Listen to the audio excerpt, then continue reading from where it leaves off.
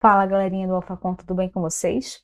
Professora Camila Santos na área mais uma vez, para que nós possamos dar continuidade ao nosso conteúdo da disciplina de Centro Cirúrgico, tá bom? Moçada, primeiramente eu queria conversar com vocês a respeito do que nós conversamos na última aula, certo? Eu coloquei para vocês uma análise prévia de alguns conteúdos que tendem a ser abordados no cronograma da nossa disciplina de Centro Cirúrgico, tá bom?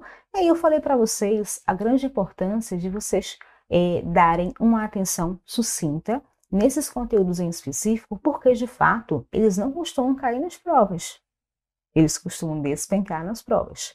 Então é inadmissível que você, aluno alfartano, você, aluna alfartana, erre uma questão que a gente trabalha aqui de maneira rotineira.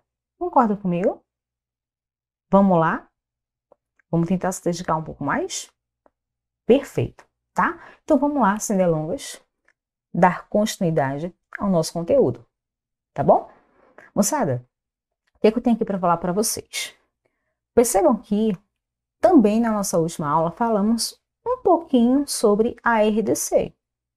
A RDC basicamente, que ela vai ser, né, a RDC 50 do ano de 2002, que ela foi regulamentada, foi disposta pela Anvisa, Agência Nacional de Vigilância Sanitária.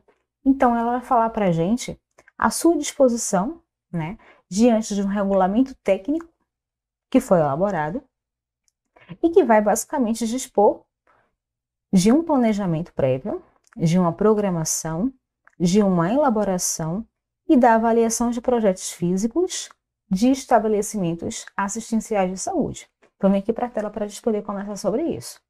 Moçada, esse regulamento técnico, basicamente, as pessoas que vão ter acesso a ele vão ser aquelas pessoas que demonstram interesse em, de fato, né, terem acesso, né, e fazer parte, né, dessa gama de informações, aonde normalmente já possuem, né, complexos hospitalares, tá bom? E aí o que é que vai acontecer? A gente vai perceber, principalmente cooperativos, certo? Então a gente vai perceber que vai existir. E aí, moçada, eu também trouxe para vocês, para a gente poder observar, que dentro desse todo planejamento que é feito, é importante que, né, aquele ambiente, né, esse regulamento técnico, ele vai trazer alguns recursos que são necessários para a abertura desse estabelecimento assistencial de saúde, tá bom? Então, são requisitos básicos, requisitos mínimos, para que haja o funcionamento legal naquele ambiente, né, assistencial. Tranquilo? Perfeito. Então, vamos dar continuidade. Percebam também que coloquei aqui para vocês o chamado zoneamento, que também é conhecido como zonas, tá bom? Essas zonas que vão estar dispostas dentro das unidades hospitalares e principalmente aí, essas zonas vão estar principalmente no ambiente de centro cirúrgico, tá bom? Então, ela vai ser classificada em 3 pontos importantes. O primeiro deles, eu vou fazer relação com a área crítica, certo? E aí, ele vai ser denominado, né, de acordo com aqueles ambientes onde existe uma maior probabilidade de infecção, onde de fato se realiza os procedimentos cirúrgicos. Vem aqui para a tela para a gente conversar. Moçada, pensem comigo e pensem que coisa tão louca, coisa tão ilógica. Como que o indivíduo ele sai de um ambiente considerado não crítico, ou melhor, que de fato ele não é considerado crítico, porque a gente percebe que esse ambiente ele vai existir, um risco potencial de infecção. Então, se aquele indivíduo ele não está com, né, os recursos adequados, as vestimentas adequadas para adentrar naquele ambiente, não se faz, né, necessário, não tem lógica ele ir até esse ambiente no qual é considerado um risco potencial de contaminação, tá? De infecção que ele pode vir a ter, tá bom? Então, é inadmissível que esse indivíduo ele tenha acesso a esse ambiente, salvo em situações em que ele primeiramente ele vai para o vestuário.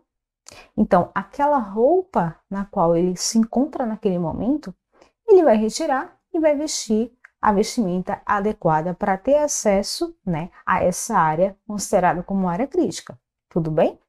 Segunda classificação aqui que a gente vai ver é a área semicrítica, certo? Então, perceba que a definição dela nos dá referência de que vão ser todos os compartimentos ocupados por pacientes com doenças infecciosas, certo? De baixa transmissibilidade e doenças não infecciosas. Vem aqui para a tela, moçada. Percebam o seguinte, que essa área, né, essa zona que a gente está observando, ela vai falar para a gente que é uma área semicrítica. Então, de repente, é um paciente que ele está em um leito específico, ou um quarto, e também pacientes que estão numa enfermaria, onde tem vários pacientes ao mesmo tempo, mas aí eles vão estar alocados em diferentes leitos, tudo bem? Só que esses pacientes, eles possuem, de fato, uma doença, né, uma doença infecciosa, ou, de fato, uma doença não infecciosa, pode acontecer, mas existe um nível de transmissão, né, que ela tem uma baixa, né, um baixo potencial de transmissibilidade. Então, você não vai ter esse risco, até porque você vai utilizar os recursos necessários, mesmo que exista uma baixa transmissibilidade. Veja que não garante que isso não vai ser transmissível, mas que é uma baixa transmissibilidade. Então, tem que ter muito cuidado no que diz respeito a essas terminologias que a gente pode encontrar nas questões de prova, tá bom? Segundo ponto que a gente vai observar, diz respeito também àquilo que nós consideramos como área não crítica, tá bom? O que ela nos diz? Fala que são todos os demais compartimentos não ocupados por pacientes onde não se realizam procedimentos de risco. Então, a gente pode considerar, moçada, que esses ambientes normalmente os outros, né, compartimentos, os outros setores dentro do hospital, que não são considerados como área crítica e área semicrítica, certo? As áreas não críticas, a gente percebe que não existe esse potencial de risco de contaminação ou infecção aí por parte daqueles colaboradores. Tudo bem? Não só dos colaboradores, mas também dos pacientes, tá bom? Então vamos lá dar continuidade, tá bom? Percebam aqui o seguinte, que existe também uma classificação, né, de acordo, né, com o risco que tende a ser ofertado, tá bom? Então, considerando o risco, a gente vai perceber também outra classificação para que nós possamos aprender, tá bom? Então, eu vou ter 3 classificações. A primeira vai se dar por uma área não restrita, por uma área semi-restrita e por uma área restrita. Então, percebam que a primeira, ela vai dar referência para a gente em uma área no qual a gente vai observar uma circulação livre de pessoas, tá? Então, você vai observar que existem vestiários, existe um corredor de entrada e de saída, existe uma sala de espera que tem diversos acompanhantes ali naquele ambiente, tá? Então, você percebe que existe um fácil acesso, tá bom? Então, coloquem aqui para ajudar vocês nos estudos. A área que a gente considera, né, de acordo com o risco, que eu considero não restrita, ela possui um fácil acesso. Tranquilo?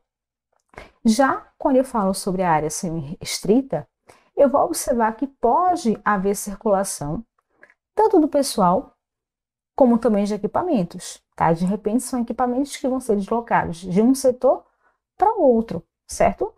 Sem, contudo, provocarem interferência nas rotinas de controle e manutenção de asepsia, ou seja, as salas de guarda de material administrativa, copa e expurgo.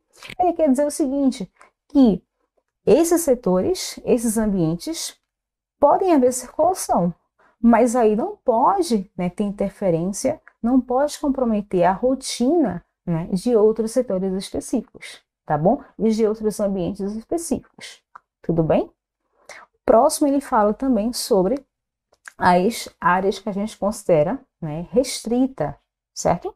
Então, percebam que o corredor interno, as áreas de escovação das mãos e a sala de operação, você já começa a identificar, né, que de fato tratam-se de áreas que são restritas. Então, para evitar, né, essa infecção, limita-se de fato a circulação de pessoas, de equipamentos e de materiais, tá bom? Então, a gente vai perceber aqui, no decorrer da nossa discussão, que a área que é considerada como um potencial de risco, que é a área restrita, que vai apenas circular profissionais que trabalham naquele setor, ou que de fato eles estejam com a vestimenta adequada para dar entrada, certo? Eles vão precisar de fato ter essa consciência, certo? Exatamente pelo ato de não promover essa contaminação, ou melhor, essa infecção cruzada, de repente, de profissional para profissional, de profissional para paciente e vice-versa, tá bom? Então, conscientização, né, galera? Tranquilo? Então, vamos dar continuidade aqui. Percebam, moçada, que quando a gente fala, a próxima coisa, moçada, que a gente tem de observar aqui é em relação, tá, à limpeza do centro cirúrgico. Então, como que é realizada? Qual a recorrência disso? Como que é essa classificação que diz respeito à limpeza do centro cirúrgico? Tá bom? Então, existem várias classificações, vários tipos de limpeza que tendem a ser realizadas, certo? Dentro do centro cirúrgico, tá bom? Que eu vou trazer aqui para vocês que vocês possam observar. Percebam que, inicialmente, eu vou ter a limpeza preparatória. É um dos tipos de limpeza que a gente vai contemplar, certo? Não existe uma ordem pré-definida, certo? Eu vou ter também a limpeza operatória, a limpeza concorrente, a limpeza terminal e a limpeza diária. Agora vem para cá para a gente poder conversar, tá? Moçada, percebam o seguinte, que cada categoria que a gente encontra que dá referência ao tipo de limpeza, como eu falei anteriormente, não vai seguir uma ordem, não vai seguir um padrão. Tudo vai de acordo com a necessidade que tenha de acontecer para que aquela limpeza ela seja realizada. Tudo bem? Vamos voltar aqui para a tela. Percebam aqui, moçada, que a definição de limpeza preparatória, ela tende, né, de fato, a ser realizada antes do início da realização de algum procedimento cirúrgico, tá bom? E essa programação que vai acontecer previamente, né, haverá uma comunicação efetiva diante da equipe, certo? E existe uma programação para que haja a realização dessa limpeza que a gente considera limpeza preparatória, tá bom? Então, aquela cirurgia que de repente foi programada para o dia posterior, durante a manhã. Então, existe uma programação para que haja essa limpeza antes da realização desse procedimento cirúrgico, tá bom? E aí, essa limpeza normalmente ela é feita, né, através da própria remoção de partículas de poeira, certo? Que vão encontrar-se nas superfícies dos mobiliários, certo? Assim como também dos focos cirúrgicos, aquele ambiente de fato em que vai estar entre a mesa de cirurgia, tá bom? Para contribuir, né, para que haja de fato uma assistência durante o processo operatório, tá bom? Você percebe também que vai existir, né, a limpeza dos equipamentos, e aí vão ser utilizadas soluções como um detergente ou uns desinfetantes, de fato, que a gente considera o álcool A70, com um pano úmido, né? E esse pano ele tem que ser branco. Você pode se perguntar, Camila, por que tem que ser um pano branco? Porque a gente vai observar a presença de sujidades, né, que podem apresentar uma coloração um tanto diferenciada, tá bom? Tranquilo, moçada? Vem aqui para a tela para a gente poder dar uma continuidade. Vamos falar agora de limpeza operatória, tá? E aí, ó, ela tende a ser realizada durante a própria realização do procedimento cirúrgico. Você pensa, Camila? Vem para a tela. Então, quer dizer que quando está acontecendo a cirurgia, quando está acontecendo o procedimento cirúrgico, o indivíduo ele vai lá na sala e vai começar a limpar do nada. Veja que existe toda uma programação para isso, tá bom? Então, vem aqui comigo para a gente poder conversar em relação a isso, tá? Moçada, quando a gente fala, mais uma vez, sobre a limpeza operatória, né? Vocês vão perceber aí, de fato, que ela vai ser realizada no ato do procedimento cirúrgico, certo? De modo que a gente vai remover, principalmente aí de maneira mecânica, determinadas sujidades que foram advindas, né, daquele procedimento que está sendo realizado, principalmente sangue e secreções que estão presentes, certo? De modo que a gente vai utilizar pano úmido, né, um pano comum, que ele vai estar embebido com um agente químico, certo? Esse agente químico, ele vai ser, né, de amplo espectro, para que de fato não ocorra, né, a secagem da superfície e que eventualmente a gente perceba que não vai haver essa possibilidade dessas partículas elas serem disseminadas aí e contaminar aquele ambiente, tá bom? Então, é necessário que haja todo esse envolvimento, né, durante a própria realização do procedimento cirúrgico, que a gente vai considerar a limpeza, né, operatória. Tranquilo? Terceira limpeza que a gente vai observar vai ser a limpeza concorrente, tá bom? E essa limpeza concorrente, basicamente, ela vai ser executada, né, no término de cada cirurgia que tende a ser realizada, tá bom? Então, ela vai ser, né, utilizada a partir do momento em que aquele procedimento, né, ele é concluído, né, então vai ser retirado alguns artigos que você observa que eles estão sujos, né, na sala de operação, e a realização da limpeza, ela vai ser por meio das superfícies horizontais, principalmente aqui, ó, dos móveis e dos equipamentos que principalmente foram utilizados. Tranquilo? Vamos passar para a próxima limpeza? Limpeza concorrente, tá bom? Moçada, percebam aqui o seguinte, que a limpeza terminal, limpeza terminal, baixa até um medo, né? Mas tudo bem. Olha a palavrinha, né, caps lock, que ela vai estar aí disposta para vocês. Todos, todos, todos, todos, todos, todos. Todos os materiais e recursos, né, materiais e superfícies presentes, né, na própria sala de recuperação, salas de operação, moçada, eles deverão ser limpos, tá? Então, mais uma vez, todos os recursos, todos os materiais e todas as superfícies que estão presentes na sala de operação, eles precisam ser limpos. E essa limpeza que vai ser realizada, ela precisa ser diariamente e tem que ser de maneira periódica, tá bom, pessoal? Então é super importante que a gente tenha. Esses conceitos precisam estar de uma maneira com que você possa, de fato, identificar onde que vai se enquadrar limpeza por limpeza. Tranquilo, moçada? Então vamos lá, mais uma vez. Temos também a própria limpeza diária que ela tende a ser realizada. É uma rotina que se faz naquele ambiente. E a sua realização, ela vai ocorrer principalmente aí, ó, após a última cirurgia que foi realizada. Então, existe uma programação, né? Tudo é feito por meio de agendamento, seja uma cirurgia eletiva, salvo aquelas cirurgias que de repente, né, a gente observa que ocorreu uma situação de emergência, né? Mas, eventualmente, a gente vai observar que existem pessoas dos serviços de limpeza que vão contribuir para essa assistência, tá bom?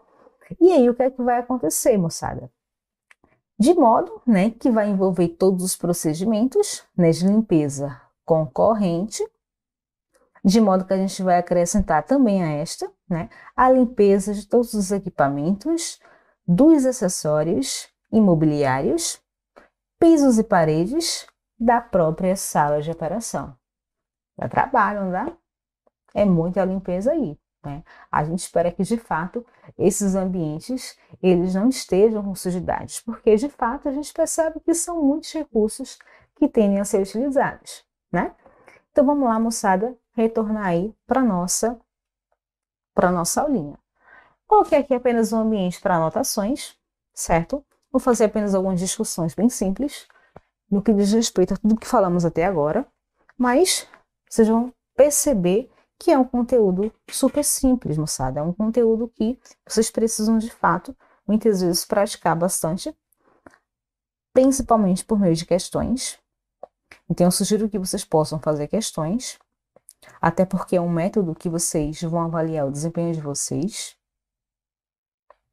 Independente desse desempenho, ele sendo positivo ou ele sendo negativo, é importante que você possa observar esse feedback, certo?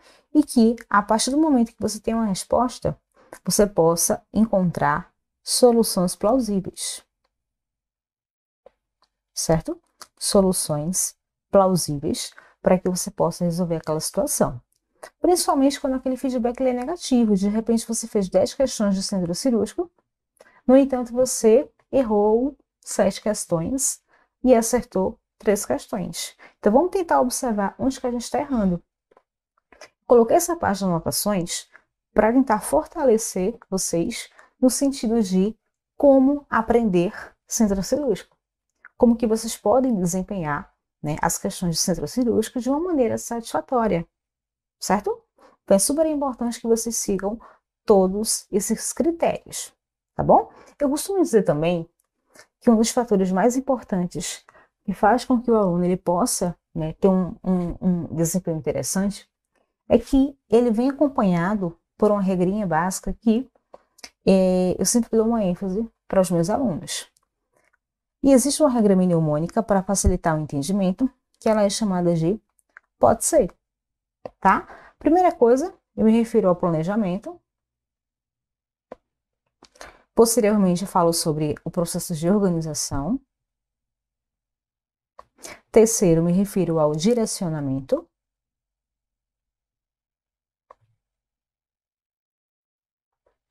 E quarto, eu me refiro a controle. Tá, moçada?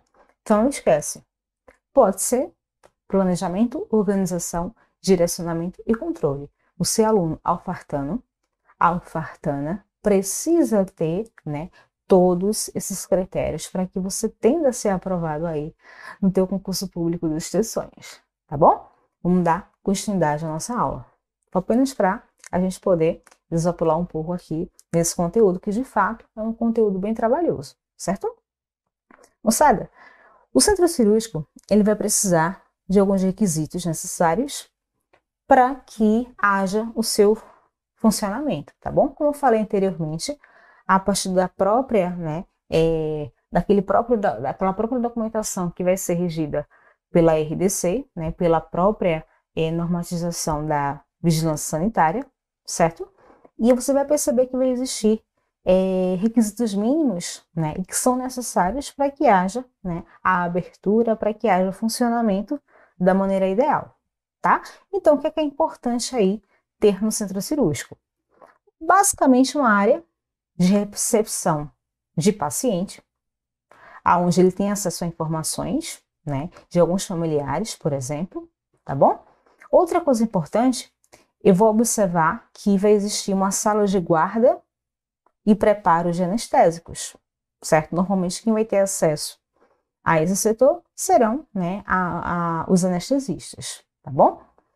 É necessário que também tenha uma área de indução anestésica, que normalmente ela vai ser composta por 2 macas no mínimo, certo? Com a distância entre elas, que basicamente sejam igual a 0,8 metros. Então, temos aí 80 centímetros, tá bom?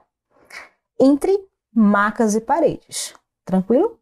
Exceto cabeceira. Então, não pode colocar, a gente pode colocar uma cabeceira, de fato, que possa ter essa separação de 2 macas, né? Para que haja, né, uma distância ideal para esses 2, né, compartimentos, tá bom? As 2 macas, certo?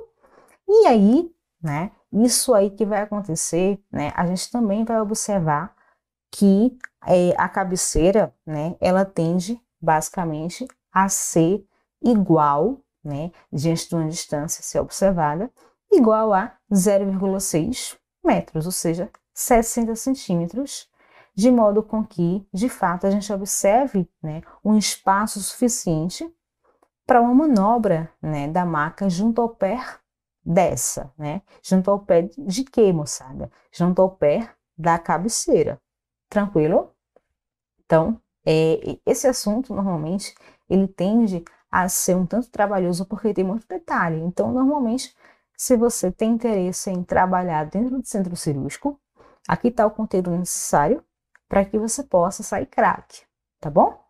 Outra coisa importante diz respeito à área de escovação, tá? A área de escovação, ela diz respeito a partir do momento em que vai se realizar um procedimento, certo? E esse procedimento, ele vai ter, de fato, um potencial no seu grau de contaminação, tá bom? Então, vai ser utilizada, né, uma técnica que a gente chama de desdermação cirúrgica dos braços, tá bom?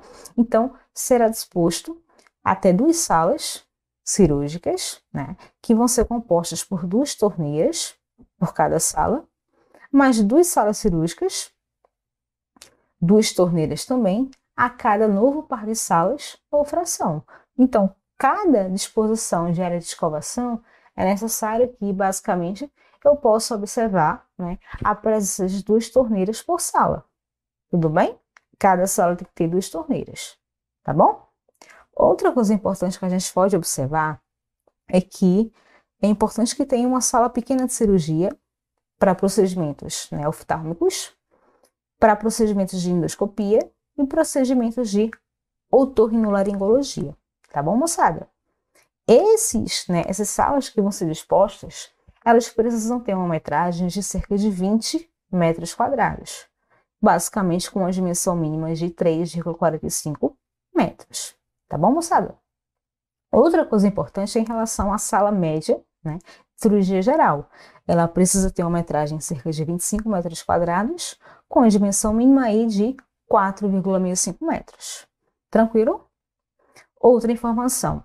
É necessário que, né, a gente também tenha uma sala grande de cirurgia, na qual ela vai ser disposta para procedimentos de ortopedia, neurologia, cardiologia e etc., as mais diversas especialidades.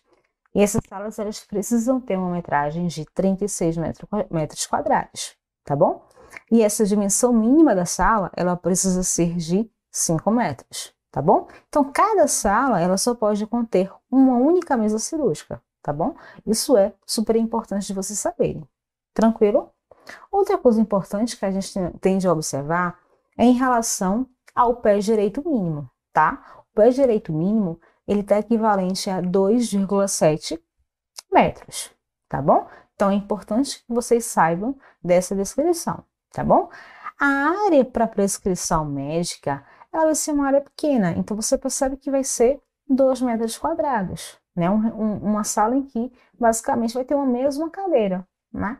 Para que aquele profissional ele possa realizar suas prescrições, tá bom? O posto de enfermagem e serviços que vão ser ofertados. Então, você vai observar que vai existir um posto de enfermagem a cada 12 leitos, né, de recuperação pós-anestésica.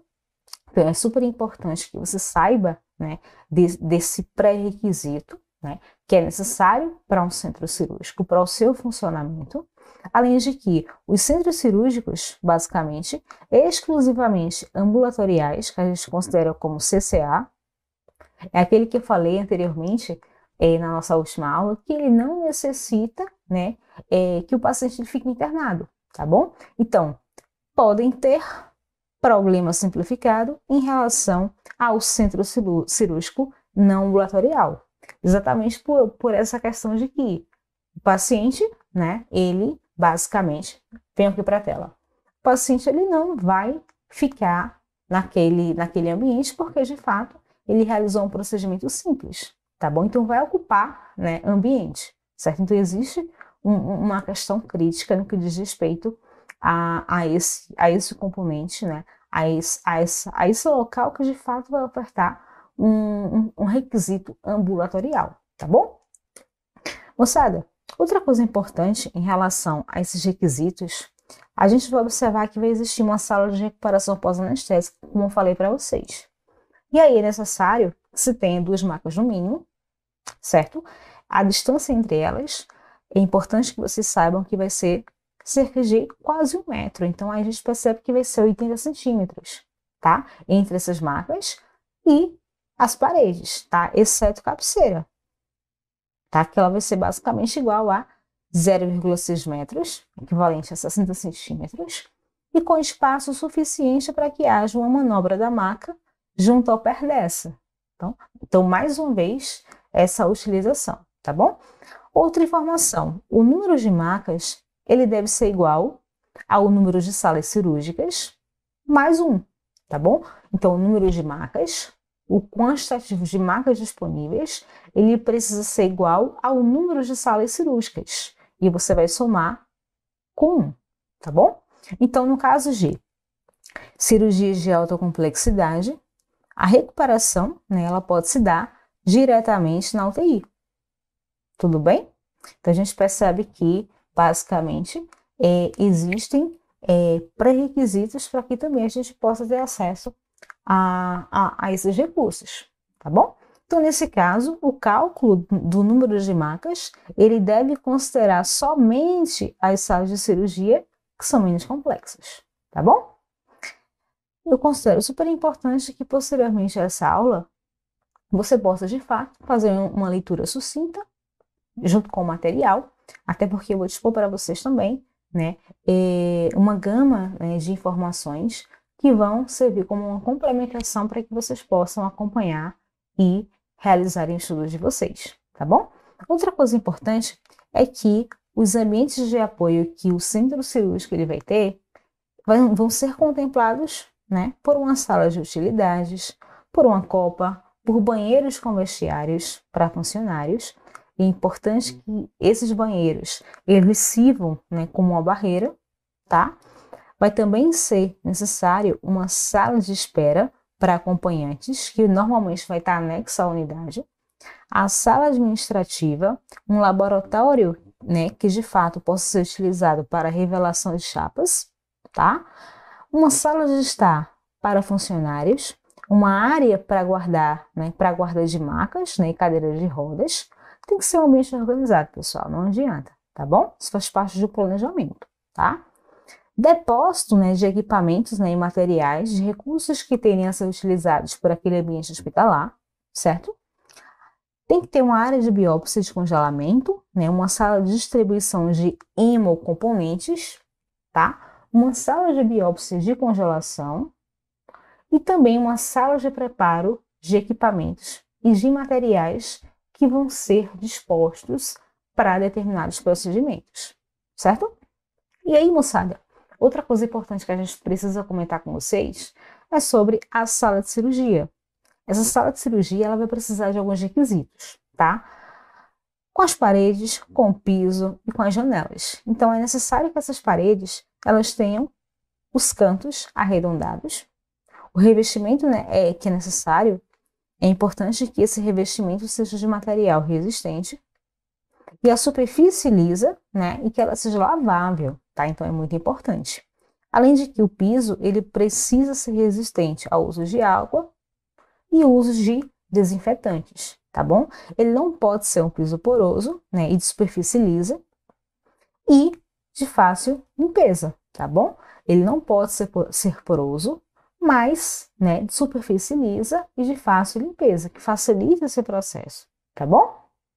Em relação às janelas, observem que elas precisam estar localizadas de modo que não permita a entrada de luz no local, né, em todo o ambiente ali que está sendo disposto. Essa janela ela precisa ser lacrada, né, ela precisa ser provida de vidro fosco, certo? De modo que vai possibilitar a sua limpeza, tá bom? A sala de cirurgia, por sua vez, ela vai precisar, né, ter as suas portas. Essas portas precisam ser amplas. Essas portas têm que ser portas de vai e vem.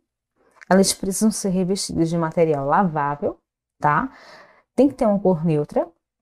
E também tem que ser providas de visor, exatamente para visualizar quem está lá fora, certo?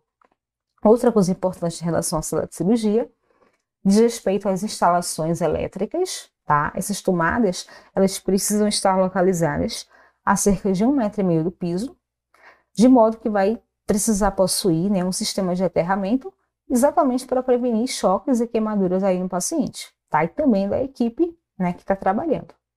A iluminação artificial da sala de cirurgia, ela basicamente vai ser feita por intermédio de uma luz geral de teto, né, com uma lâmpada fluorescente e luz direta, tá? Próximo tópico. A ventilação desse ambiente da sala de cirurgia. Então, percebam que a ventilação, ela vai se dar por um ar, né? Esse ar, ele será utilizado como via de transmissão, né, de bactérias e fontes de contaminação. Você percebe que vai existir uma função de exaustão. Você percebe também que é necessário que haja um controle bacteriológico, certo? Assim como também é importante que esse ar ele seja filtrado. tá? Então, vai existir uma retirada e um impedimento, né, da entrada de partículas que são consideradas contaminantes, e essa troca de ela tende a acontecer a cerca aí de 10 a 20 vezes por hora, tá? Então, veja quanto que é eficiente aí uma sala de cirurgia no que diz respeito à sua ventilação, tá bom? Outra coisa importante, moçada, é em relação a fontes de micro-organismos, né? Então, aonde a gente vai observar que existe pessoas, de fato, na sala de cirurgia, tá? Então, é muito importante que a gente tenha o pessoal necessário que realmente vai dar suporte àquele procedimento, tá bom? Até porque você percebe que vai ser dispersa no ar gotículas de ar expirado, principalmente se aquele indivíduo ele não estiver com a presença de máscara, tá bom?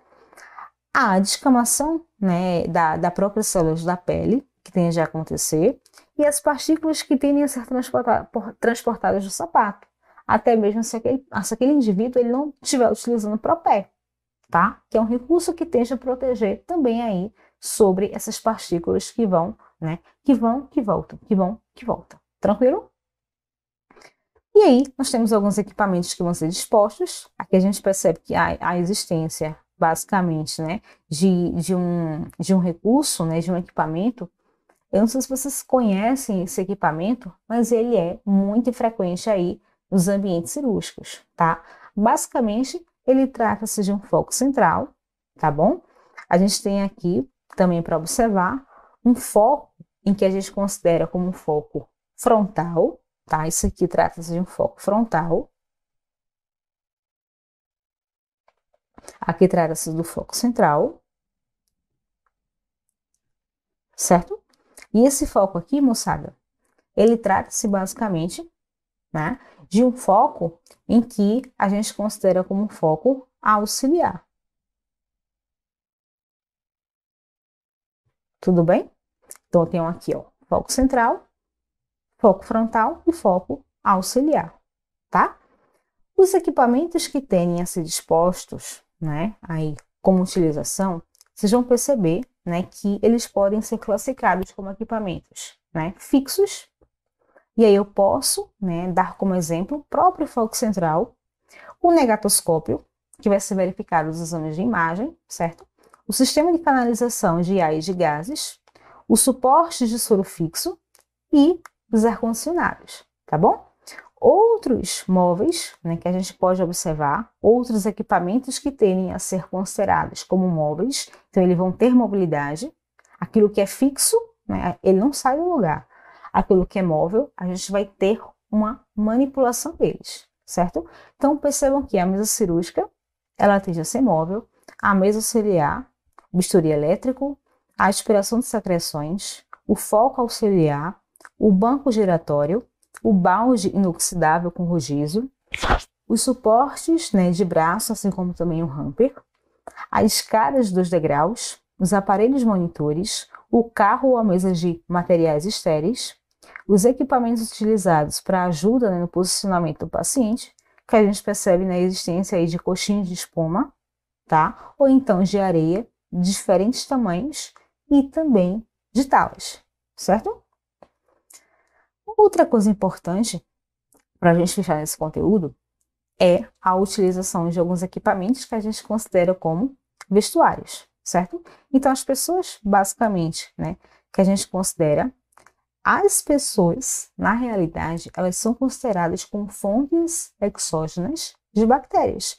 Então, se uma pessoa ela vai adentrar naquele ambiente que eu considero como uma área crítica, como uma zona crítica, a gente vai perceber que, de fato, vai existir um risco, né, de uma infecção aí provável que esteja a acontecer, tá? Então, a gente deve ter cuidado de, toda vez que for entrar nesse ambiente, a gente vai ter que entrar no vestiário e trocar a roupa na qual a gente se encontra por uma roupa que ela é estéril, né? E a gente precisa estar preparada para esse ambiente que a gente considera como um ambiente crítico. Tranquilo, moçada? Assunto, né, bem pesado, né? Eu confesso para vocês que, de fato, é um dos assuntos mais densos que a gente tem na parte de centro cirúrgico, mas eu garanto para vocês que no decorrer das próximas aulas a gente tende a ter conteúdos mais prazerosas, né, de serem estudadas, tá bom? Basicamente, é um assunto que exige muito detalhe, né, mas que você, aluno, vai precisar, de fato, caso necessitar, ter um trabalho maior para poder, de fato, aprender esses conteúdos e esses pequenos detalhes, tá bom? Então, fiquem com Deus. Próxima aula a gente se fala e aí a gente se encontra, tá bom? Muito obrigada.